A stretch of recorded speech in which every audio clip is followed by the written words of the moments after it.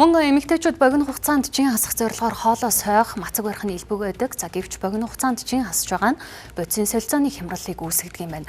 Үүний улмаас бодисын солилцоо ус уусан ч хөлсөө залгисан ч чин нэмэх нөлөө үзүүлдэг байна. Иймээс дасгад хөдөлгөөнөөр чингээ хасах хэрэгтэйг хоол зүйч зөвлөлөө. Яг мацаг барихууд би зөв л гэж боддог. Хоолоо зохицуулаад тэр чинь нөгөө 8-16 гээд их зүгээр юм шиг л ч 8 цаг нь хоолоо идээд 16 цагт нь мацаг бариад тэгээд хоолондоо зохицуулаад зөвлөлтөө би ч бас барьжлээсэн. Гоё л эд. Нэг усан мацаг гэдэг юм байдаг шүү дээ. Тэрийг амар бариад идэм аа. Усан мацаг нь одоо яах вэ? Усан мацаг ерөөсөө юу ч идэхгүй ус л байгаа юу. Тэр өөр айгүй амар. Ер нь бол одоо 1-2 өдөр мацаг бариад тэгээд мацгаа тайлаад иддэг ч юм уу те. Тиймэрхүү юмнууд байгаа. Нэх их тэгж бариад байдгүй. Гэтэ ер нь бол дасгал хөдөлгөөн бол хийдэг. Гэтэ бол нэг тэгж амар турах гад бүр амар дэглэн бариад зундаа бэлдээд бол тийм бол нэг байхгүй. Яг хаврын үйлрэл өрн дулаан дээр нөгөө нэг болж байгаа юм чинь махаас жоохон хасаад тэгээд бие жоохон зэвэршүүлсэн бас зүгээр ах гэж.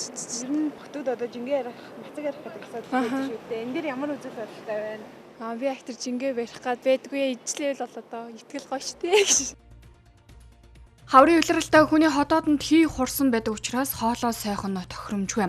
За мөн 18 цагаас хойш хоол хүнс хэрэглэхгүй гэх нь учир дутагдaltaй болохыг хоол зүйч тайлбарлалаа.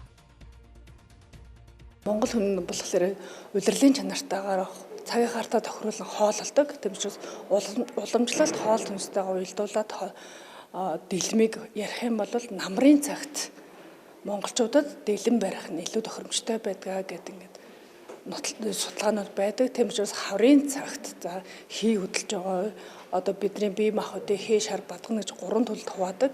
Энэхүү хаврын улиралд хий төлөв маань илүү давмгаалдаг учраас дэлэн барих яг хязгаарлаж өгдөг. Тэгэхээр өөрийнхөө биеийн онцлог тулгуурлан богино хугацаагаар богино цагаар хоолтойгоо хэмжээг л тохируулна гэхээс урт хугацааны дэглэн барихыг бол тохиромжгүй бидний бие махбодод тохиромжгүй түнэс бусад дулаан орны нэг улиралтай, хоёр улиралтай улс орны хүмүүст бол яг нь улирлаасаа хамаараад дэглэн барих нь тохиромжтой байхад Монгол хүнд бол хаврын улиралд дэглэн барих нь тохиромжгүй байдаг. Эмэгтэйчүүдийн дунд сүүлийн үед олон янзын хоолны жор дагах, турах, эрэл хайгуул хийх нь нэмэгдсэн. За ингэхдээ эмэгтэйчүүдийн нийтлэг гаргадаг алдаа нь уурга нэмж нүүрс усаа хасдаг байна. За энэ нь элгэнд ачаал ихсэх, төв мэдрэлийн тогтолцоо хит хөөрөлд орох, үе мөчний өвчин, бөөр, элэг эзний ажиллагаа алдагдах суурь болдог байна. За иймээс хоол хүнсээ сойх, хасхаас илүү тохируулан хэрэглэх нь зүйтэй гэлээ.